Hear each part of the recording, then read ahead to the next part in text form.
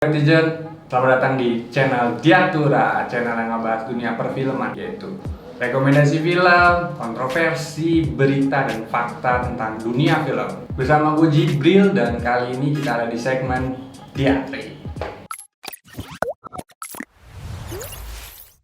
Nah, lu tahu sendiri, gue kemarin bahas episode 190 nih guys. Yang kita tahu si Kawaki ini udah berhasil kabur dari laboratorium gluten. Yang emang si Kawaki bakal niat ngejauh sejauh mungkin dari kejaran organisasi Kara, yaitu si Jigen. Padahal si Kawaki sendiri itu lagi kondisinya lagi nggak bagus. Salah satu tangannya itu luka parah akibat serangan dari Nue Kuchiyose-nya si Sumire. Nah, tangannya itu masih netesin darah guys, yang bikin jejak gitu ketika dia mau kabur. Dan ini menurut gue salah satu adegan yang janggal yang bakal gue bahas nanti ya. Nah, perjalanan pelariannya si Kawaki ini kan kondisinya lagi kurang bagus guys. Nah, dia mampir dulu nih ke desa atau distrik gitulah buat cari makanan, buat mulihin kondisinya dia yang emang lagi nggak bagus. Nah, di tengah dia cari makanan buat mulihin kondisinya dia malah ketemu sama anjing liar. Aduh, sumpah gua kira apa gitu kemarin judulnya anjing liar. Ternyata ya gitu doang, si Kawaki ketemu sama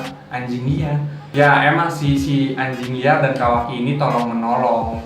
Cuman menurut gua ya gitu aja. Si anjingnya yang nolongin Kawaki, ngasih makan buat mulihin si Kawakinya, terus juga Kawaki yang membalut perban gitu loh buat si anjing karena ada luka akibat si anjingnya kan nyolong makanan. Udah gitu akhirnya kan si Sumire dan Nue kan emang niatan buat nyariin si Kawaki, ngejar gitulah. Kawaki kan kabur, dia ngejar. Nah, si Sumire dan Nue ini nemuin darah yang di tong sampah gitu, nemuin darahnya si Kawaki. Menurut gua, oh ini tujuannya pembuat anime ini, biar ngasih tahu kalau misalnya darahnya bercucuran gitu. Nah, akhirnya si Nue dan Sumire ini ketemu lah guys sama si Kawaki yang lagi sama si anjing itu.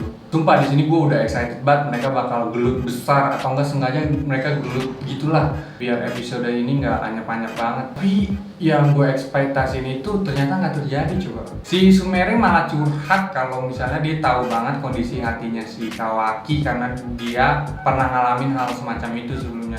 Gue di sini nggak mau ngebandingin luka antara si Sumire dan Kawaki sih, tapi menurut gue kayaknya luka yang diterima sama si Kawaki itu lebih dalam sih. Emang ada sih gelut dikit, tapi ya cuma gelut doang.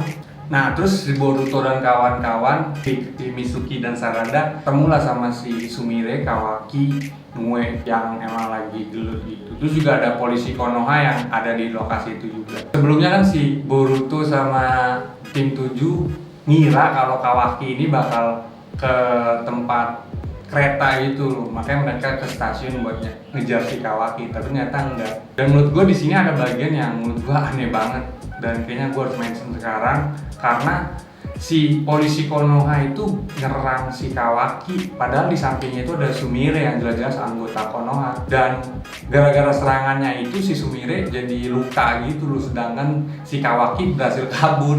Ini menurut gue aneh banget sih. Nah, di situ juga kan Kawaki berhasil kabur lah gara-gara serangannya dari pihak polisinya Konoha, dan dia malah lari ke tengah desa buat bikin onar, dan tetap dikejar sama polisi Konoha sama si Sarada dan Mitsuki. Terus si Boruto yang ketemu Nanadaime, yaitu ayahnya Naruto. Nah, di sini gue dapat pencerahan gitu loh soal kemarin yang kita bahas itu, kenapa si Kawaki itu pingsan. Prediksi lu pada bener nggak guys kalau misalnya kenapa Kawaki ini pingsan? Di episode ini ngejelasin kalau dia pingsan karena si Kawakinya itu ya emang udah kelelahan dan dia ngeluarin jurus yang luar biasa kuat, yaitu yang dari segel karmanya itu loh. Nah, di sini gue ada beberapa hal yang pengen gue bahas guys. Pertama, episode ini terlalu kecewain buat gue karena ngerasa bosen aja gitu gue sama episode ini. Buat gue suka anime Boruto yang gelut doang. Ya sebenarnya boleh aja ada drama atau banyak omongnya, tapi kalau kebanyakan gue nggak terlalu suka sih. Terus ada beberapa yang gue mention di awal soal Kawaki yang berdarah gitu. Padahal kan dia lagi kabur ya, seharusnya jangan ninggalin jejak apalagi darah. Gue sih sebenarnya nggak tahu ya si karakter Kawaki ini mau dibuat bodoh atau emang dia dianggap polos gitu loh. Nah yang kedua, si Kawaki ini kan punya trauma yang cukup berat lah di masa lalunya dia. Itu juga yang bikin si Kawaki ini punya sifat curigaan dan sinis gitu loh sama orang-orang Konoha. Padahal orang Konoha ya emang pengen ngebantuin si Kawakinya aja. Di sini gue juga ngeliat si Naruto ini bakalan care banget sama si Kawaki nanti. Soalnya selain dia tertarik sama organisasi Kara, Kawaki ini punya masa lalu yang mungkin hampir mirip gitu loh sama si Naruto, yaitu kesepian, kayak punya sifat monster di dalamnya dan dijauhin sama setiap orang gitu loh. Di episode 191 juga jadi pertemuan pertama si Naruto dan Kawaki. Nah, si Naruto juga minta Kawaki buat pindah ke Konoha dan itu jadi alasan buat gua suka banget sama Naruto. Perasaan yang dialami Naruto sama gak sih? Tersampaikan gitu gak sih sama lu yang nonton di episode ini? Nah, tadi kan ada beberapa hal yang bikin lu penasaran. Nah, ini mungkin salah satu yang bikin lu penasaran juga.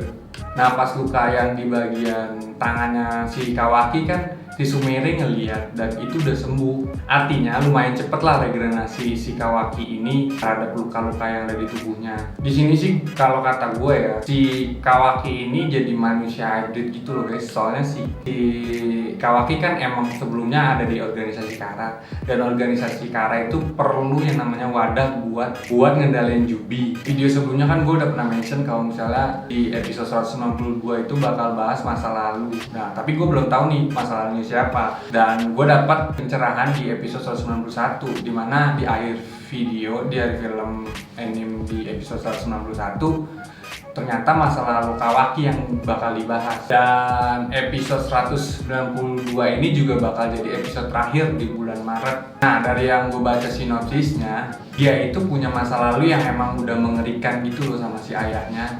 Nah, suatu hari dia malah ketemu Jigen, ketua dari organisasi Kara. Nasibnya si Kawaki emang udah jelek banget guys. Ini bener-bener definisi ketemu orang yang salah. Udahlah, karena prediksi gue gitu aja, kita tungguin aja masa lalu Kawaki seperti apa yang bakal diperlihatkan ke kita gitu. Soalnya gue yakin banget masa lalunya si Kawaki ini pedih dan banyak sekali kesedihan dan kemurungan yang diterima si Kawaki itu. Nah guys, menurut lu nih di episode selanjutnya bakal ada yang lu harapin gak? Atau apa gitu teori?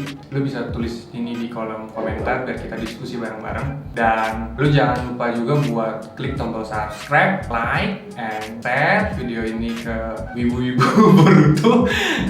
Padahal gue bukan wibu. Dan jangan lupa buat pastiin konten-konten gue berikutnya. Bye!